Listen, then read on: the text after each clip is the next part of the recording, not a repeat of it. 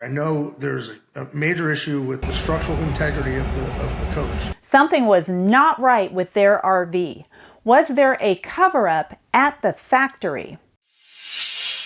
Welcome to the channel. I'm Liz. I have been RVing since the 80s and I make videos helping people who've had problems with their new RVs. These videos have caused the RV industry to spring into action to help them with needed repairs or even buybacks. But I've been noticing in the comments some victim blaming lately. While I continue to recommend and will always recommend getting an RV inspection, you should absolutely get it on a used and a new RV these days. But the RV inspector is not going to drive the RV. They're not going to take things apart. In fact, they're instructed not to be invasive.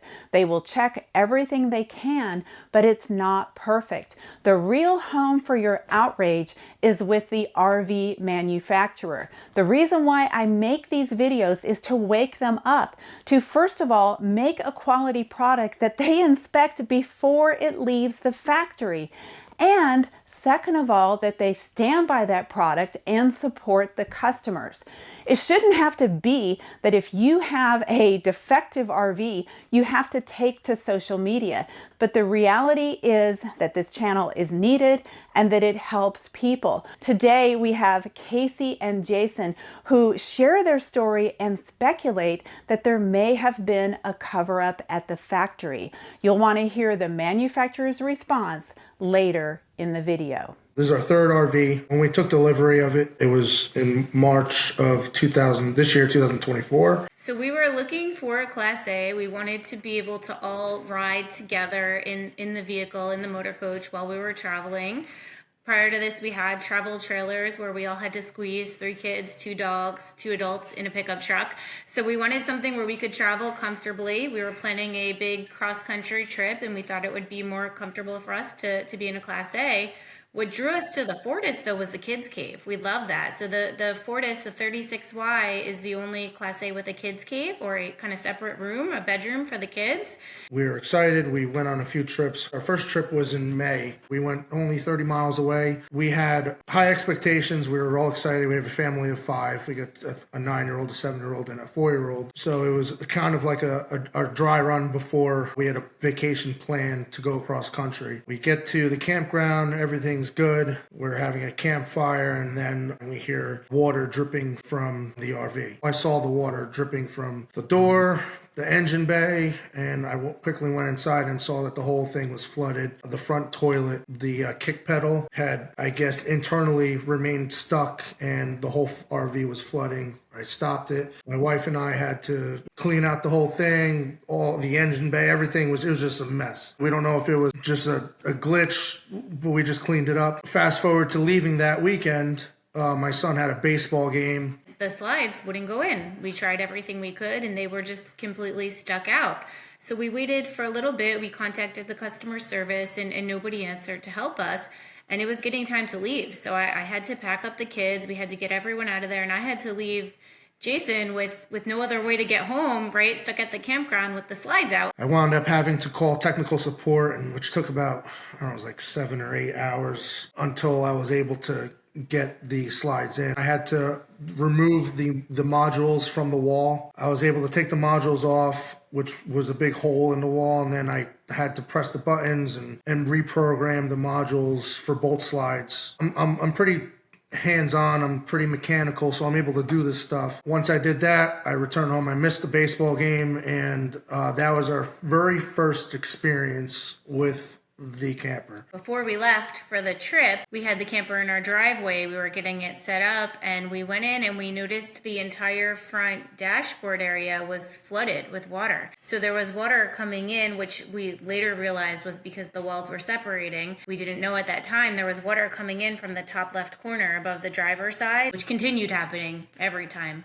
it rained. Actually, we brought it back to the dealership and, let them rectify some issues. On our second trip, the same things happened. We flooded out with the same toilet and the slides got stuck out once again. I didn't remember how to program the modules. We were stuck. Had to call technical support and get the instructions on how to do it. Now, adding to that, on the way up there, the driver's side mirror became loose. I'm driving and the mirror starts shaking in the wind. I had to stop and tighten the mirror. Didn't think anything of it, This is our first Class A. Yeah, but also we realized right with an RV, you'll have some small issues. We thought there were just some small problems that we needed to fix, but then the same small problems kept happening, which revealed, bigger problems. We went to Hershey RV Resort. Yet again, the same issues. On the way, the mirror again, only the driver's side mirror became loose again, wiggling around in the wind on the interstate, causing me to stop and try to rectify it. The toilets, again, flood the whole entire RV, so now this is the third time. The slides were stuck, but now I wrote it down, I had to rectify that, and I was reprogrammed. It became a norm, reprogramming slides, and then we wound up having to turn off the water whenever we left the RV. If we were to go out or enjoy our campsite, I would turn off the city water, and then we would turn off the water pump, so therefore there was no flood. And then all on top of all this too, we didn't have hot water for a couple of these trips. Hot water wasn't working. All these things are adding up. We had about 4 or 5 trips leading up to our cross-country trip. Did a cross-country trip from New Jersey all the way out to Montana, Wyoming. Along the way, the same issues. But once we got out west, this is where things kind of turned for the worst. So we're about 3,000 miles away from home. Check engine light came on. The vehicle entered into a limp mode. No power. We were towing our tow vehicle. I had my wife, kids, and the dogs get out. And I said, you guys get out, follow me, and I'll, if God forbid anything happened. We get down and we get to the camp resort, which is only about 5-10 miles away, luckily. And I had to purchase a code reader for the check engine light. I plug it in and everything, and I got 5 or 6 codes for the engine. And we're in the middle of nowhere. So I wound up having to call Ford. Hey, they said, we'll tow the vehicle. It'll be about 160 miles away at a Ford dealership. A week minimum to get fixed. So I said, well, that's not going to work. This is our home. We're stuck. I got a family of 5, 2 dogs, and that can't happen. I bought the parts. I YouTubed how to rectify it. I had to replace ignition coils, spark plugs, spark wires on the whole passenger side of the vehicle.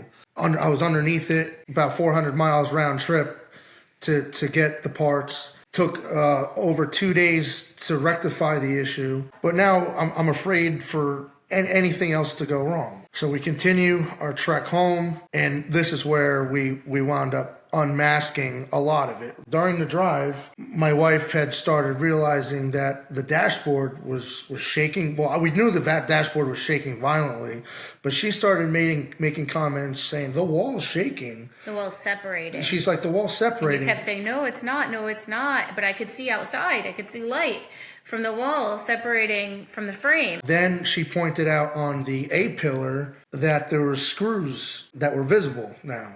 So what the screws had done was there's a plastic trim that covers that A-pillar, and it broke the plastic and popped out. And that A-pillar is where the mirror has come loose from multiple times on the highway. In that area, the dashboard's attached to that wall. The dashboard came completely off, and the leak was coming from that area. We're on our way home, and I stopped to inspect everything. That's when I noticed that piece of trim. When you look inward from the windshield, you could see the front, and I could see that there's a piece of wood trim that was it was missing.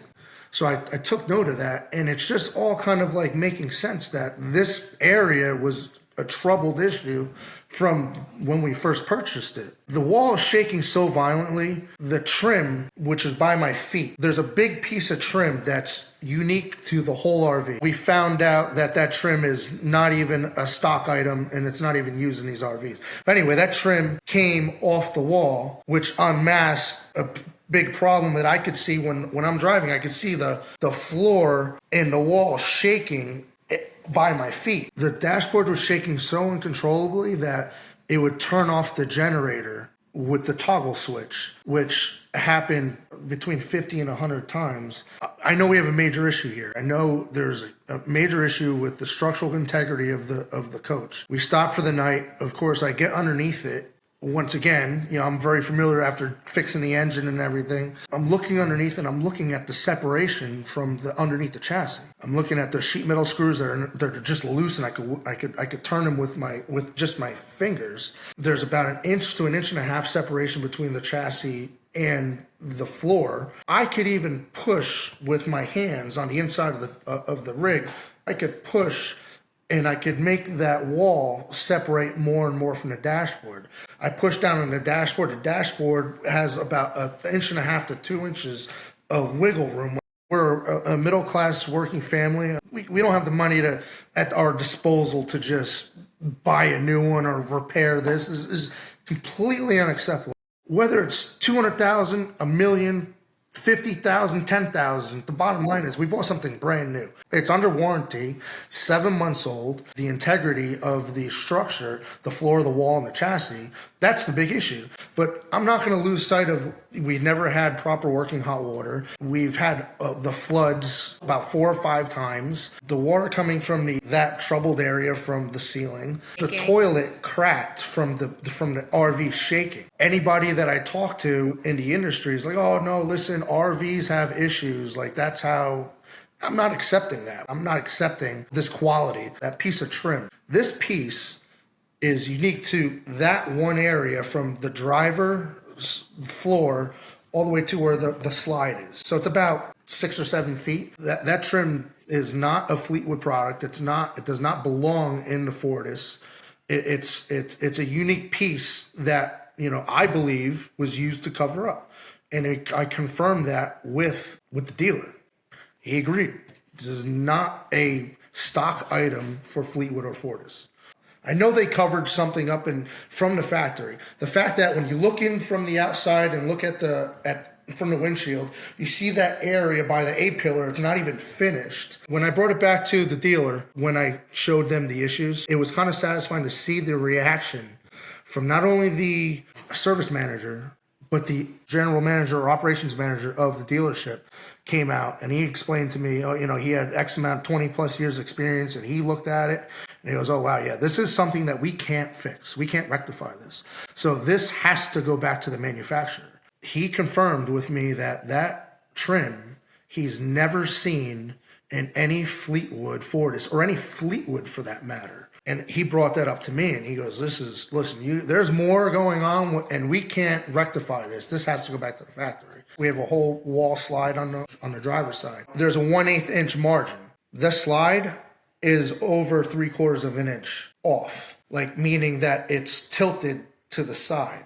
I wasn't even privy to the mold issue that we have. They brought it up to me saying, oh, wow, you guys have a lot of mold in this wall. There's mold that you could see on that A-pillar. You can't rectify that. You can't rectify all the water damage from all the floods that we had, the structural issues. It's just, there's too much wrong. The fact that it made it off the assembly line to the consumer in this shape and form, if that's the craftsmanship on a $200,000 plus RV, I'm not willing to accept that craftsmanship. It's unacceptable. But because of finding that this was masked, I don't want to accept them repairing it. To us, that's a salvaged RV. I didn't buy a salvaged RV. We bought a brand new one to function and operate just like something is brand new. We made contact with Fleetwood. I said, listen, you buy us back, I'll stay with Fleetwood. If you recognize that this is wrong and we have something wrong, okay, that's good customer service. We will still continue to go forward and purchase something from your company. We did tell them we would accept the same new Fortis that we ordered, because we actually didn't get the one we ordered. The entire color scheme is different. They messed that up as well. So we told them we would accept a brand new Fortis, the one we originally ordered, or we would accept a buyback.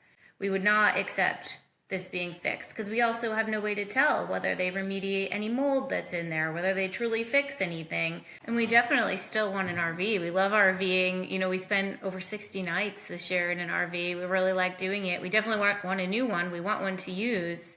Just don't want that one. My request to replace the unit was denied. They said, we'll figure out the logistics and get it out here. It's got to get repaired, you know, but not for us. You know, you're going to have to resell it. But then they said we had to go there to verify everything was fixed and pick it up, and they would reimburse us for food. Even though, right, we'd have to take off of work, find childcare, drive 1,200 miles, which would also include hotels and gas, which is really unacceptable. They covered something up. And I'm not willing to accept them just to repair it. We just want a replacement or a buyback. I reached out to Rev Group, which owns Fleetwood RV. I reached out to the top tier, including the president. I heard nothing, and neither did Jason and Casey. Isn't that heartbreaking that you can go out and spend over $200,000 on a product, be so frustrated with its defects that you take to social media, and here I am giving them a heads up that I'm doing a video about their situation, and nothing. This is why I'm making these videos, to wake them up. I hope they take a long, hard look at themselves and make some changes. This is unsustainable. It's time now to refocus on quality and the customers. What do you think should happen for Jason and Casey? Let me know in the comments. And as always, like, subscribe, and share. Tell your friends who are shopping for an RV, new or used, to get an inspection. You know the importance of getting an inspection, but clearly the word is not out yet, so help spread the word. Thanks for watching, and stay tuned. I will definitely keep you posted on this case.